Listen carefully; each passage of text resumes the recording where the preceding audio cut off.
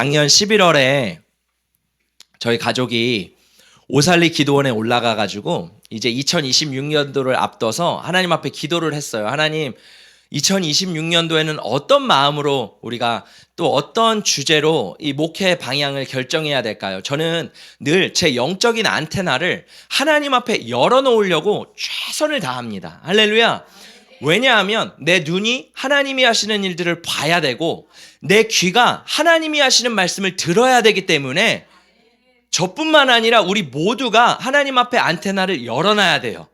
그래서 하나님 나에게 뭐라고 말씀하시고 나를 어떻게 인도하시는지를 우리가 그걸 들으면서 신앙생활은 걸어나가는 것입니다.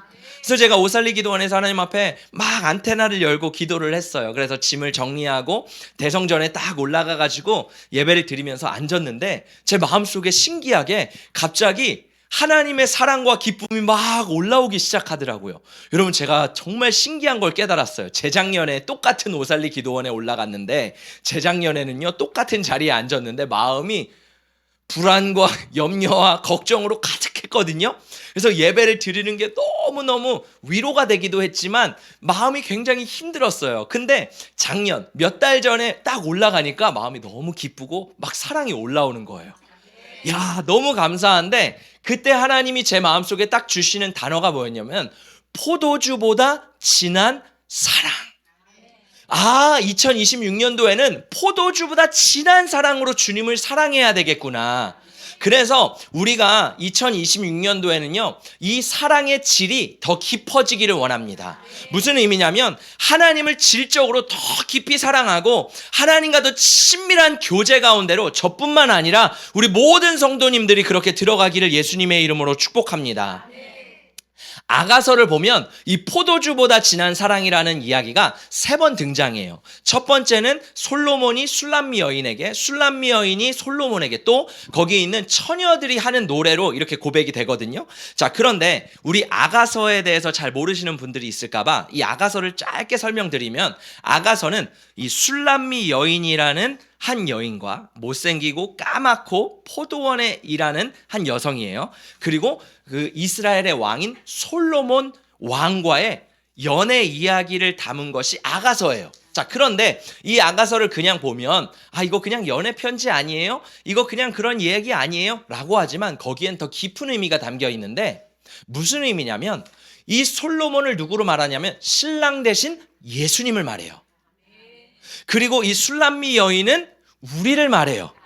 그래서 우리가 어때요? 죄로 가득하잖아요. 우리가 막 까맣잖아요. 술람미 여인이 까맣다 그랬거든요. 우리가 죄로 가득하고 까맣고 어둡고 그 왕을 만날 수 없는 신분인데도 불구하고 이 왕을 만나는 이야기가 바로 우리의 이야기라는 겁니다. 할렐루야. 자, 그런데 이 술람미 여인과 솔로몬이 막 사랑을 하면서 이야기를 고백하고 있는데, 이 아가서 1장에 보면 솔로몬이 술람미 여인에게 먼저 사랑을 고백해요. 그러면서 당신의 사랑은 포도주보다 진하다 이렇게 말해요.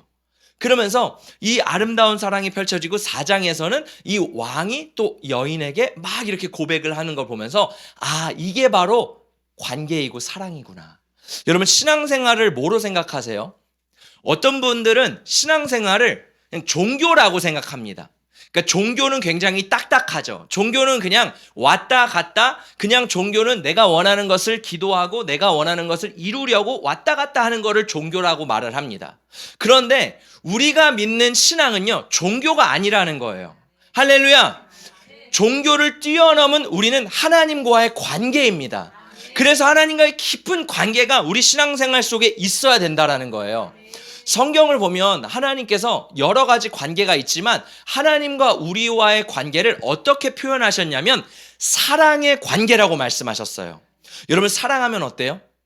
사랑하면요, 질투하기도 해요. 성경에 보면 구약시대 하나님이 나는 질투하는 여호와라 그러면서 막 질투하시잖아요. 왜? 우리를 너무 사랑하는데 우리가 다른 걸 사랑하니까 하나님 막 질투하는 거예요. 여러분, 사랑은 또 뭐가 있어요?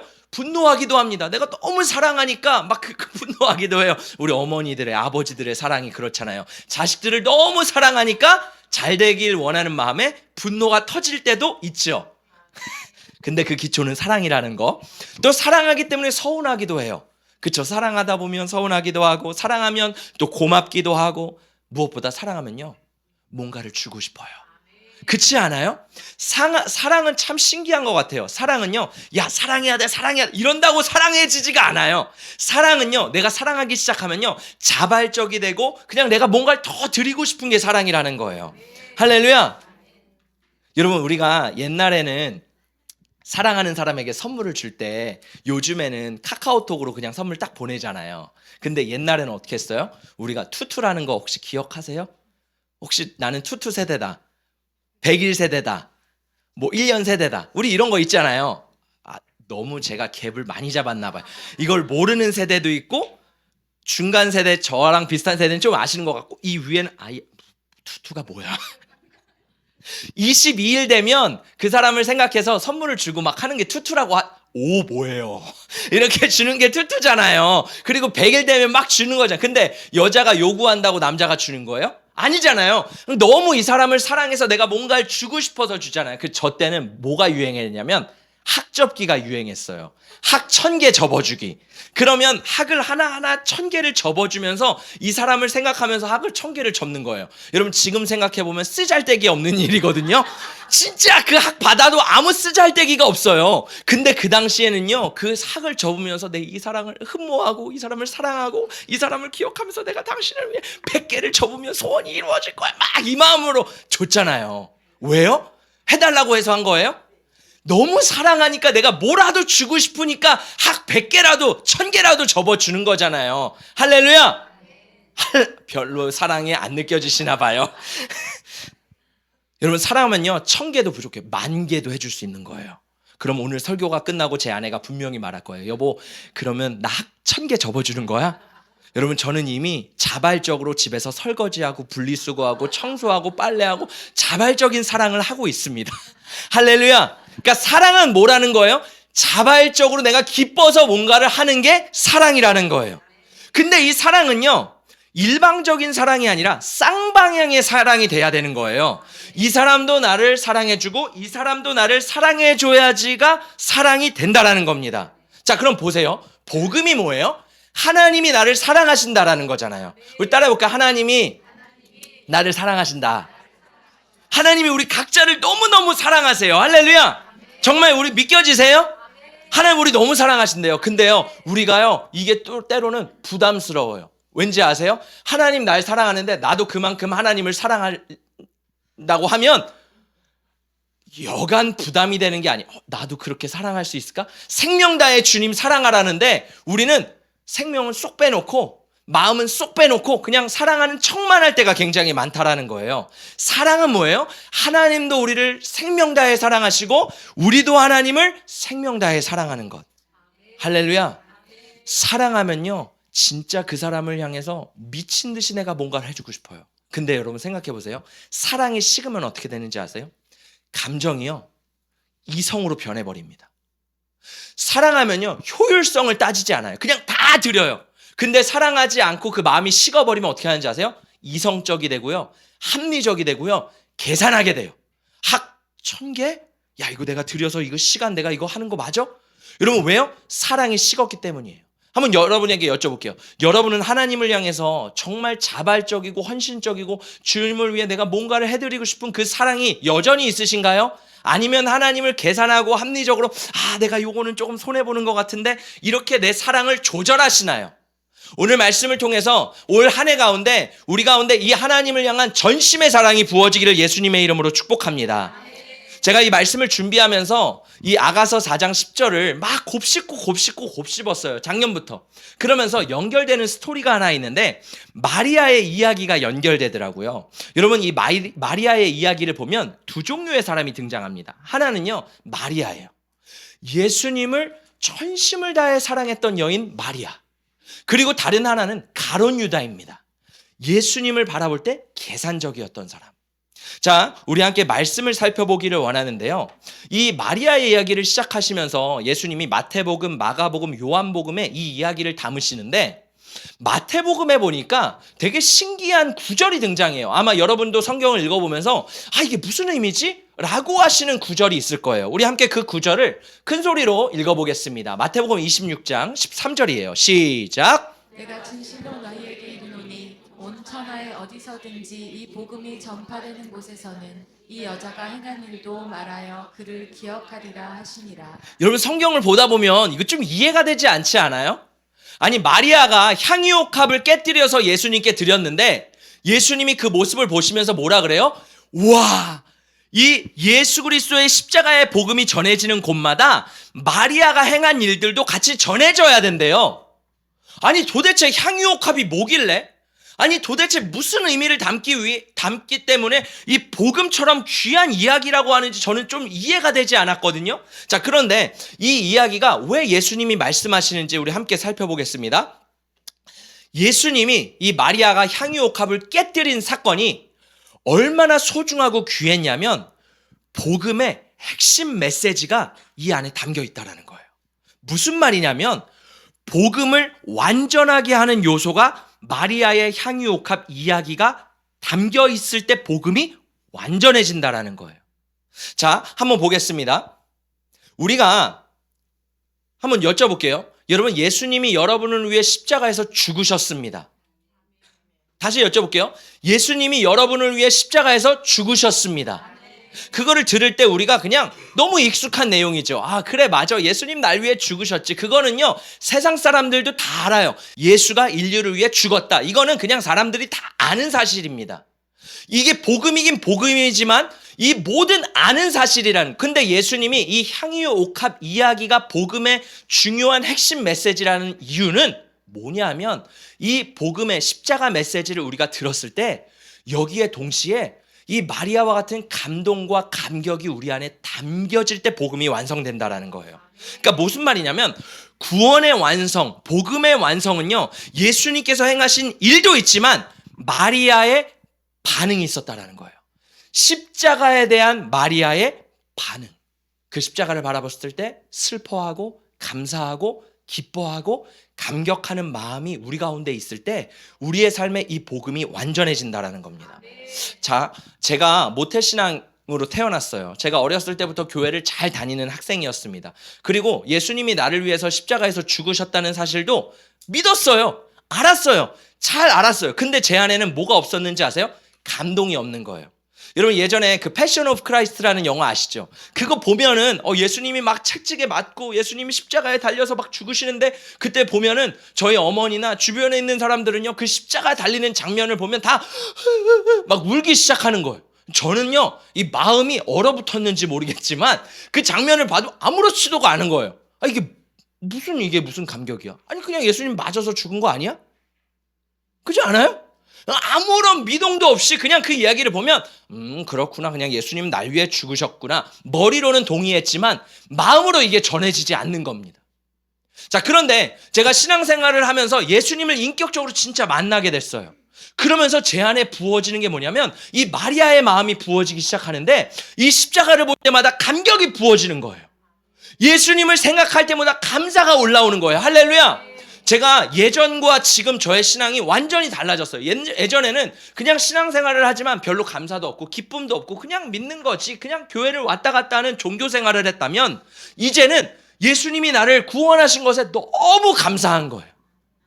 며칠 전에 큐티를 하는데 디모데전서에서 바울이 그러더라고요. 내가 폭행자요, 비방자요, 내가 예수를 믿는 자들을 핍박하는 사람이었는데 주님의 은혜로 말미암아 내가 구원을 받아서 그게 너무 감사하대요. 옛날에는 그 말씀을 읽어도 이게 뭐야 별로 와닿지가 않았거든요. 지금은 내가 얼마나 죄인인지를 알고 주님이 이 죄인인 나를 구원하신 그 은혜를 깨달아지기 때문에, 마음으로 이게 알기 때문에 이 마음이 은혜가 되는 거예요. 그러니까 무슨 말이냐면 이 십자가의 복음을 알지만 이것이 완전해지기 위해, 내 안에서 구원이 완성되기 위해서는요 마리아의 반응이 내 안에 있어야 된다라는 거예요. 할렐루야. 저는 우리 가운데 이 일방적인 하나님이 나를 사랑하는 일방적인 사랑이 아니라 나도 마리아와 같이 주님을 사랑하는 그 사랑이 회복되기를 축복합니다. 자, 여러분 우리가 가진 질문 중에 이 교단에 대한 질문이 많아요. 목사님, 장로교와 감리교의 차이가 뭐예요? 많이 궁금하시죠? 여러분 그 장로교와 감리교의 큰 차이 중에 하나는 구원입니다. 구원을 어떤 시각으로 바라보느냐, 그리고 하나님을 어떻게 이해하느냐. 그래서 다르다는 게 아니라 좀 더 하이라이트, 포커스하는 부분이 조금씩 달라요. 자, 장로교는 어떤 면이냐면 이 장로교를 이제 세운 그 교리를 만든 칼빈은요, 하나님의 절대 주권을 인정합니다. 그래서 모든 것이 하나님이 절대 주권적으로 예정하셨다라는 거예요.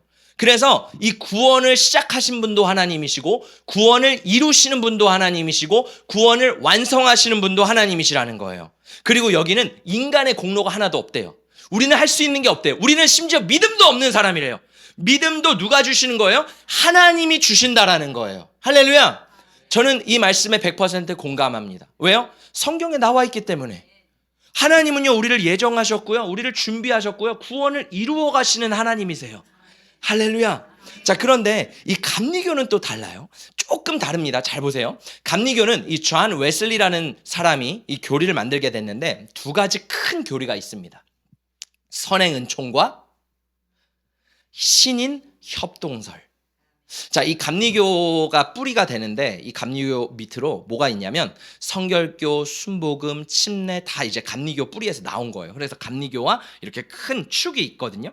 둘 다 틀리다 이게 아닌 겁니다. 다르다는 거예요. 그 감리교는 뭐냐면요, 이 선행 은총이라는 게 뭐냐면 먼저 하나님이 우리를 사랑하셔서 은혜를 베풀어 주셨다. 장로교와 비슷합니다. 하나님이 먼저 우리를 사랑하셨다는 거예요. 할렐루야. 근데 여기서 신인 협동설이라는 게 있어요. 뭐냐면 하나님과 우리가 함께 협동한다라는 거예요. 그러니까 무슨 의미냐면 이 구원에 있어서 하나님이 나에게 모든 것을 은혜를 주셨지만 여기서 인간의 반응도 중요하다라는 거예요.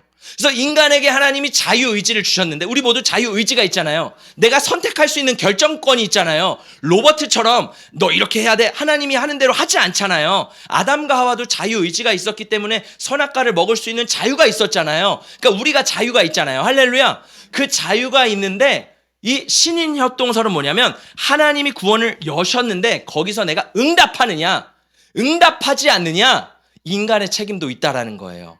그러니까 하나님의 파트도 있고 인간의 파트도 있다라는 거예요. 저는 이것도 100% 공감합니다. 왜? 성경에 나와 있기 때문에. 여러분 한번 마태복음 22장에 보면 예수님이 혼인잔치 비유를 하세요. 그러면서 이 주인이 천국 잔치를 베푸는데 많은 사람들을 초청합니다. 음식을 맛있게 준비해서 완벽하게 준비해서 여러분 오세요 막 초청을 해요. 근데 사람들이요, 이야기를 보면 그 잔치에 가요 안 가요? 안 가요. 안 가요. 누구 선택이라는 거예요? 물론 하나님의 전적인 예정도 있지만 그 말씀도 있어요. 근데 동시에 우리의 선택도 있다라는 거예요. 우리가 하나님을 붙잡지 않고 하나님의 복음에 응답하지 않을 경우에는 천국에 들어갈 수 없다라는 겁니다. 그래서 구원은, 복음은 뭐예요?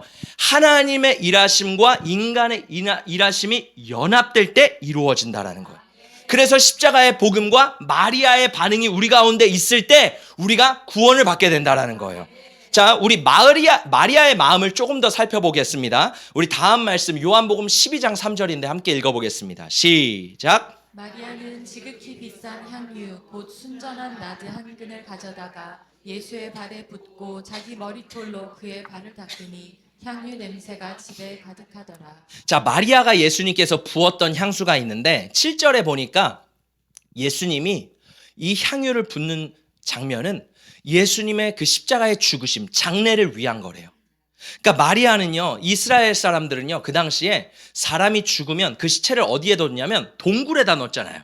그러니까 동굴에 넣으니까 시체 썩은 냄새가 나올 거 아니에요. 그래서 이 향유 나드라는 것을 그 시체 가운데 부어서 시체 썩은 냄새를 없애주는 역할을 했던 값비싼 향유입니다. 그러니까 이 마리아는요, 예수님이 죽으신다는 사실을 예수님이 끊임없이 말씀하셨거든요. 나는 곧 십자가에 죽으러 간다. 나는 곧 너희가 있는 곳에 나는 멀리 간다. 계속 말씀하시니까 예수님을 따랐던 마리아 안에 아 그래 맞아. 예수님이 곧 죽으시는데 예수님의 장례를 내가 준비해 드려야겠다 하면서 이 향유옥합을 깨뜨려 드린 거예요. 두 번째는 이 향유옥합은 결혼할 때 썼던 지창금입니다. 그래서 이 결혼하기 위해서 내가 이거를 결혼하기 전에 깨뜨려서 팔아가지고 결혼 자금을 마련했던 그러한 어떻게 투자 개념이었던 거예요. 그래서 마리아가 그렇게 준비했는데 이 마리아가 드렸던 향유 옥합의 한 근은 얼마치냐면 노동자의 1년치 연봉이래요. 그러니까 무슨 우리나라 금액으로 환산하면 한 5천만 원에서 1억 정도 되는 엄청난 금액입니다. 자, 근데 오늘 말씀에 보니까 이 마리아가 어떻게 해요? 예수님이 그 죽으신다는 그 사건, 그 한순간을 위해서 자신이 가진 옥합을 깨뜨려 버려요. 무슨 말이냐면 한순간을 위해서 5천만 원, 1억을 그냥 깨뜨려 버리는 거예요. 여러분 엄청난 거 아니에요? 어떻게 한순간을 위해서 이거를 다 깨뜨려요?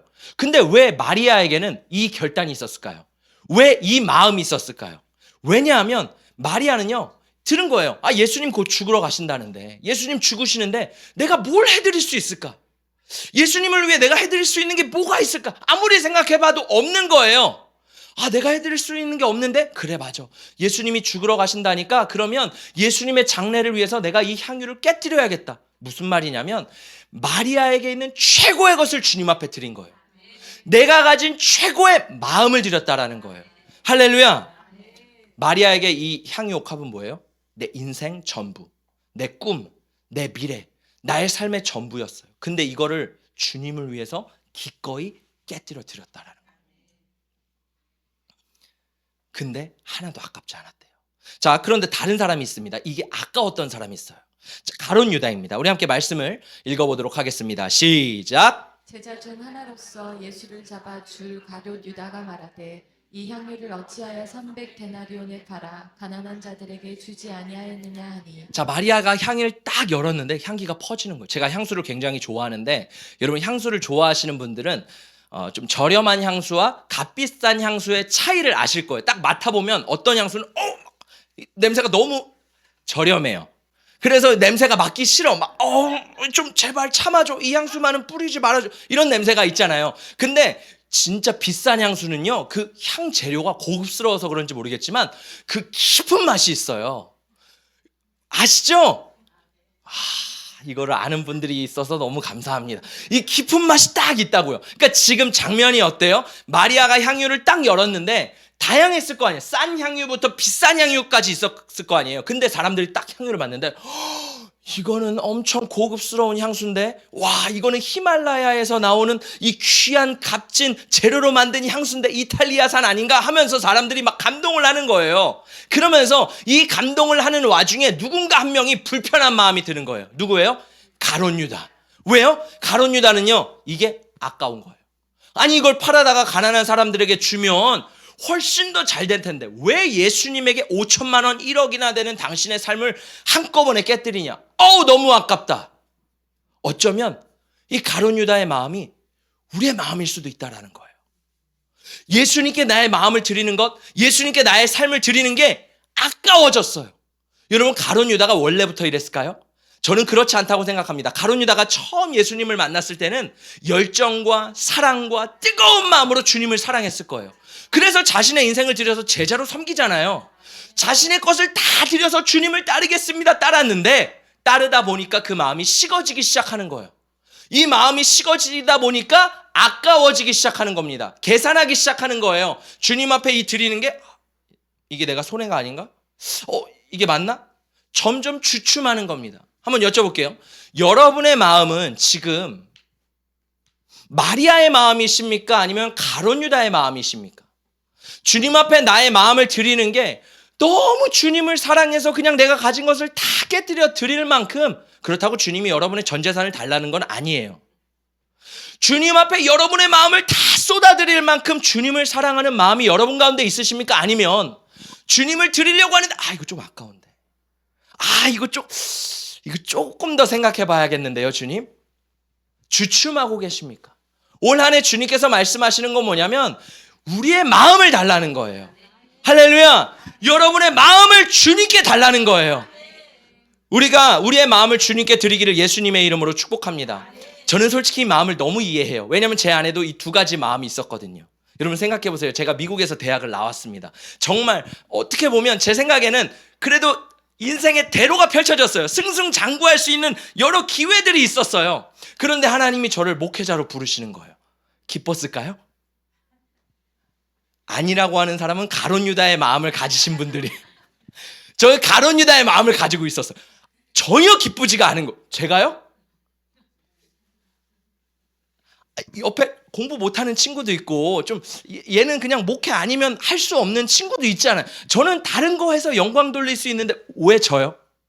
저는 굉장히 불편했어요. 그래서 여러분 구약에 보면 그 암소에다가 법궤를 메고 가는 이야기가 있잖아요. 근데 암소가 막 울면서 간다 그러잖아요. 제 마음이 그 마음이었어요. 그냥 머리로는 순종했거든요. 그냥 그래 하나님 말씀이니까 순종을 해야지. 근데 제 마음은요, 우는 젖소처럼 이 길이 너무 싫은 거예요. 그래서 저는 제가 어디서 전도사다 목사다 솔직히 좀 부끄러운 마음이 들 때도 있었어요. 왜냐하면 이게 내 안에서 가룟 유다처럼 계산적이게 되고 머뭇거리게 되고 내 마음을 드릴 수 없게 됐거든요. 근데 어느 순간에 하나님의 은혜로 내 마음을 만지시기 시작하시더라고요. 할렐루야. 그러면서 지금 제 마음이 어떤지 아세요? 예전에까지만 해도 목회 그만두고 다른 거 할까? 막 이런 왔다 갔다 하는 생각들이 굉장히 많았거든요. 솔직한 제 마음이. 근데요, 어느 순간부터 진짜 내가 목회자가 된 게 은혜다. 하나님이 나를 부르셨다는 것, 내가 주님을 위해 말씀을 전하고 주님을 위해 예배할 수 있다는 것, 이것만큼 특권은 없는데. 그래서 지금은요, 여러분 뒤를 돌아보지 않습니다. 내 마음이 마리아처럼 바뀌게 된 거예요. 다시 한번 여쭤볼게요. 여러분 어떠세요? 여러분은 가룟 유다처럼 주님 앞에 뭔가 아까우세요? 계산적이세요? 아니면 마리아처럼 주님 앞에 드리는 게 하나도 아깝지 않고 자발적으로 내 모든 것을 주님 앞에 드리기를 원하십니까? 여러분 성경은요, 두 가지 냄새가 있대요. 자, 우리 함께 말씀을 볼까요? 고린도후서 2장 15절 16절입니다. 읽어볼게요. 시작. 우리는 구원받는 자들에게나 망하는 자들에게나 하나님 앞에서 그리스도의 향기니 이 사람에게는 사망으로부터 사망에 이르는 냄새요 저 사람에게는 생명으로부터 생명에 이르는 냄새라. 누가 이 일을 감당하리요? 복음에는 두 가지 냄새가 있대요. 하나는 사망의 냄새, 생명의 냄새가 있대요. 자, 보세요. 똑같은 복음이 사람들에게 전해집니다. 이 복음은요, 모든 인류를 위한 복음이에요. 할렐루야. 예수님이 십자가에서 죽으신 것은요, 나뿐만 아니라 모든 사람을 위해 죽으셨어요. 자, 근데 이 복음이 우리 가운데 와닿을 때 어떤 사람에게는 이것이 사망의 냄새로 반응한대요. 어떤 사람에게는 이것이 생명의 냄새로 반응한대요. 무슨 말이냐면 예수님이 뭐라고 하시냐면 이 십자가가 어떤 사람에게는 걸림돌이 될 것이래요. 이 십자가를 거부하거나 이 십자가를 복음을 받아들이지 않는 사람에게는 이 복음의 향기가 전해져도 무슨 냄새가 된대요? 사망의 냄새가 된대요. 근데 이 복음을 받아들이고 내가 수용하고 내가 예수님을 영접하는 자에게는 이 복음의 향기가 어떻게 된대요? 생명의 향기가 된대요. 여러분에게 있어서 복음은 사망의 냄새입니까? 생명의 향기이십니까? 아멘. 그렇게 되기를 축복합니다. 그래서 제가 이 아가서 말씀을 묵상하면서 이 두 가지가 딱 연결이 되더라고요. 정말 신기하게.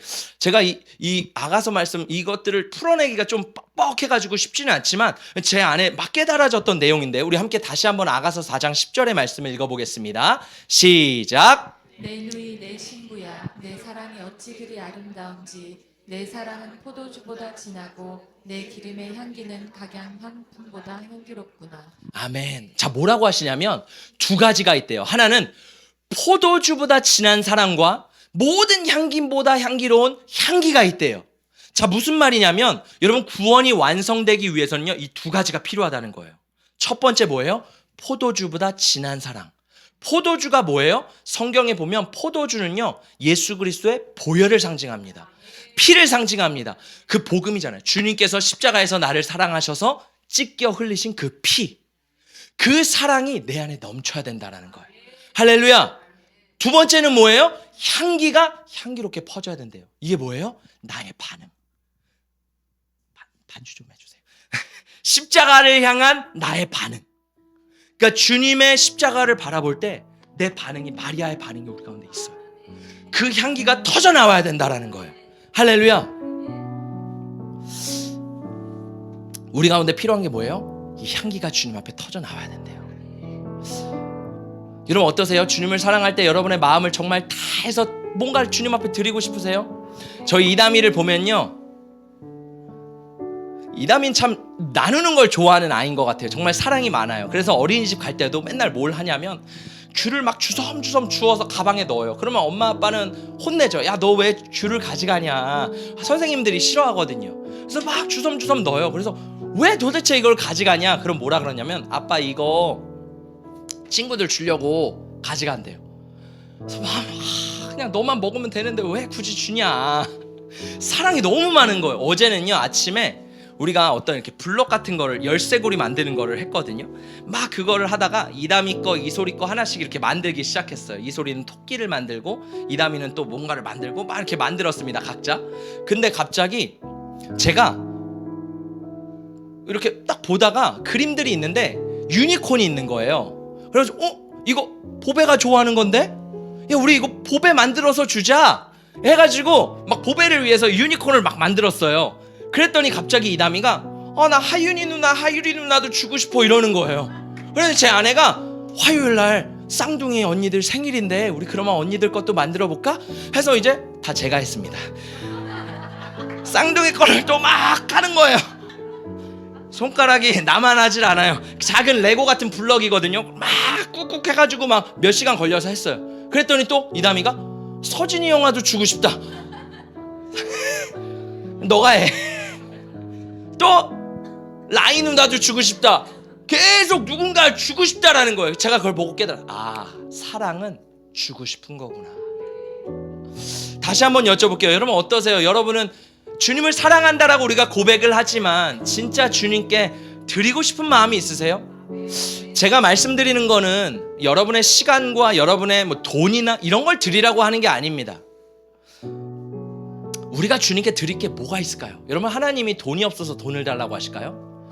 하나님이 시간이 없어서 시간을 달라고 하실까요? 하나님은요 태초부터 원하셨던 게 있어요. 뭐예요? 사랑이에요. 우리 마음이에요. 제가 아는 장로님이 계신데 그 안민 장로님이라는 분이시거든요. 장로님이 고신대 총장도 하셨고 되게 유명한 또 음대 교수시기도 하셨어요. 근데 이 교수님이 옛날에 찢어지게 가난했던 거예요. 서울대를 갔습니다. 서울대 성악과를 가서 막 열심히 사는데 돈이 없으니까 과외도 해야 되고 신앙생활도 해야 되고 너무 힘들게 살아가는 거예요. 그래서 하나님 앞에 울면서 기도했대요. 하나님 저를 좀 축복해 주세요. 하나님 저에게 좀 은혜를 좀 주세요. 막 그렇게 하나님 앞에 새벽에 기도하는데 하나님이 이런 얘기를 하는 거예요. 너가 가진 것을 나에게 바쳐라. 장로님이 그 얘기를 듣더니 분노하기 시작했답니다. 하나님 제 상황 아시잖아요. 저는 돈도 없고 찢어지게 가난해서 전 아무것도 없어요. 제가 주님께 드릴 게 뭐가 있습니까? 하나님 양심이 있으면 좀 말해보세요. 제가 뭐가 있어요? 뭘 드릴 수 있어요? 그때 하나님이 이런 얘기를 하셨대요. 나는 너를 원한다. 나는 너의 마음을 원한다. 여러분 하나님이 우리에게 진짜 원하시는 건요 우리의 마음이에요. 성경에 보면 우리의 마음이요 갈대와 같아요. 그래서 무릇 지킬 만한 것보다 더욱 너의 마음을 지키래요. 왜? 우리의 마음이 때로는 마리아처럼 주님 앞에 다 드리는 마음일 때도 있지만 가룟 유다처럼 재고 계산적이고 아깝기 때문에 주님께서 말씀하시는 나는 2026년 한 해 동안 너희의 마음을 원한다. 포도주보다 진한 너희의 마음을 원한다. 향기나는 생명의 향기를 너희에게 원한다. 할렐루야. 여러분 말씀을 정리합니다. 2026년 우리가 주님 앞에 드릴 수 있는 거는요 다른 거 아니에요. 우리의 마음이에요. 우리의 사랑입니다. 진짜 주님이 나를 사랑하셨듯이 나도 주님을 사랑하는 그러한 한 해, 그런 2026년이 되기를 예수님의 이름으로 축복합니다.